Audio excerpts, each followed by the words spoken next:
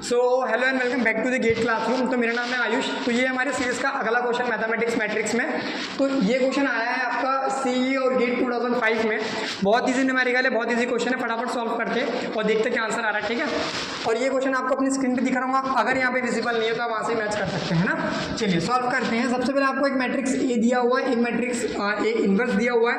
आपको बोला है अगर मैट्रिक्स ए और ए इनवर्स ये है, आप ए और बी की वैल्यू फाइंड करेंगे, देन दोनों को ऐड करने पर आपकी क्या वैल्यू आती है आपको बताना है, ठीक है। थोड़ा सा यहाँ पर हम और इसके लिए से यहाँ फिर से लिख लेते हैं एक बार, ताकि फाइल कैलकुलेशन हमें कोई भी दिक्कत परेशानी ना हो, ठीक है। ये आ गया आपका ए बी एंड 0, ठीक। देखिए हमें एक प्रॉपर्टी पता है, वी नो दैट, हमें एक प्रॉपर्टी पता है which is A into A inverse equals to I, ठीक है। मैं आपको बता दूं आई मतलब क्या होता है, ठीक है। आप आई का जो फुल फॉर्म है या फिर जिसे हम जिस नाम से आई को जानते हैं आप कमेंट में बताएंगे, ठीक है। चलिए आगे बढ़ते हैं। ए और ए इनवर्स है। अब हम क्या करते हैं, ए और ए इनवर्स हमारे पास पहले से गिवन है, ए और ए इनवर्स का मल्टीप्लिकेशन देख लेते हैं। ध्यान देंगे 2 0 माइनस 0.13 1/2 0 ए एंड बी। देखिए अब हमें मल्टीप्लाई करना है दोनों का। मल्टीप्लाई कैसे करते हैं वो ध्यान देंगे। हमें इस कंप्लीट रो R1 और R2 का मल्टीप्लाई C1 C2 दोनों से करना है। मतलब कि हमें इसका मल्टीप्लाई ये दोनों टर्म से भी करना है, देन ये दोनों टर्म से भी करना है। कैसा करना है यहाँ देखेंगे ध्यान से। हम क्या करेंगे, 2 का मल्टीप्लाई करेंगे पहले 1/2 से, देन प्लस करेंगे माइनस 0.1 का मल्टीप्लिकेशन 0 से। समझ में आया। 2 का मल्टीप्लिकेशन इससे करा, देन ऐड करा इसका मल्टीप्लिकेशन इससे, ठीक है। थोड़ा और सिंप्लीफाई अगर मैं बताऊँ तो मैं ऐसा लिख सकता हूँ क्या, R11 इंटू C11। पॉज करी थी वो डबल बार टैप कर दे, वो ऑटोमेटिक इसमें वीडियो ब्लर हो चुकी है, कुछ नहीं होता उससे। छूतिया ब्लर हुई तो ऐसा टच कर दे, ऑटोमेटिक लाइट की वजह से हो जाती है। हाँ तो क्या हुआ, कुछ नहीं होता।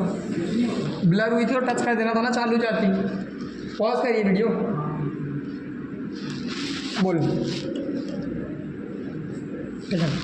ओके तो हम मैं और सिंप्लीफाई बताऊँ तो आपको R11 का मल्टीप्लिकेशन C11 से करेंगे, देन हम ऐड करेंगे ये जो दूसरा एलिमेंट है आपका R12 का मल्टीप्लिकेशन हम किससे करेंगे, C12 से, ठीक है। इसको एक बार आप देख लेंगे दिमाग में, बिल्कुल एकदम प्रिंट कर लेंगे कैसा हुआ, फिर हम आगे बढ़ते हैं। चलिए आगे बढ़ते हैं। अब हमने मल्टीप्लाई करा 2 इंटू 1/2, प्लस करेंगे हम 0.1 इंटू 0, हमें मिलेगा 1 plus 0, 1 plus 0 in the sense कि 1 और 0 या मतलब ये अलग अलग हो जाएगा, ठीक है।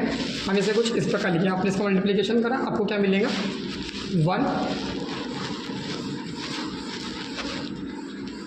और 0, ठीक है। आगे बढ़ते हैं। 0 का मल्टीप्लिकेशन हम अगेन 0, हाँ ये मल्टीप्लाई हो गया, अब हमें ये मल्टीप्लाई करना भूल गए थे, ठीक है। देखते हैं इसका मल्टीप्लिकेशन इससे करेंगे तो हमें क्या मिलेगा 2a अगेन माइनस, अब इससे मल्टीप्लाई करेंगे तो माइनस 0.1b। क्लियर हो रहा है। देखिए इसका मल्टीप्लिकेशन हमने पहले इससे करा तो हमें ये टर्म मिला, ये 0 नहीं लिखेंगे यहाँ पे, ठीक है। और फिर हमने इसका मल्टीप्लिकेशन इससे कर दिया। अब अगेन ये रो का मल्टीप्लिकेशन हम C1 से और C2 से करेंगे, ठीक है। हम देखते क्या होता है। 0 से मल्टीप्लाई करेंगे तो आपको जाहिर सी बात है 0 ही मिलना है।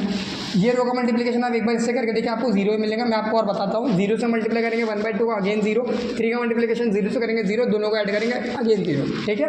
फिर हम क्या करेंगे, 0 का मल्टीप्लिकेशन a से करेंगे अगेन 0 इंटू a 0, प्लस 3 का मल्टीप्लिकेशन करेंगे b से 3b, तो इक्वल्स टू 3b, आपको मिल जाएगा 3b, ठीक है। चलिए हमें मल्टीप्लिकेशन मिल गया है। हम ये जानते हैं कि इसके मल्टीप्लिकेशन में i होता है इक्वल्स टू में, तो मैं यहाँ लिख दे रहा हूँ, ठीक है। तो आपको मिलेगा 1 0 0 1, ठीक है। इसके इक्वल्स में ये वाला 1 है, दिख रहा है। ये 0 के इक्वल्स टू में ये वाली टर्म से, वेरी गुड। ये 0 के इक्वल्स टू में ये 0 है, और ये 1 के इक्वल्स टू में 3b है। हम ऐसा लिख सकते हैं क्या, 2a minus 0.1b equals to 0, 3b equals to 1। अब यहाँ से b की वैल्यू फाइंड करेंगे, आपको 1/3 मिलेगा, ठीक है। इसे इक्वेशन 1 अज्यूम कर लीजिए, ठीक है। इसके बाद हम b 1/3 को इस वैल्यू में पुट कर देंगे, मतलब इस इक्वेशन में। तो a minus 0.1 into b, what we have 1/3 equals to 0, ठीक है, इक्वल्स टू 0। अब इसे सॉल्व करेंगे आराम से, है ना।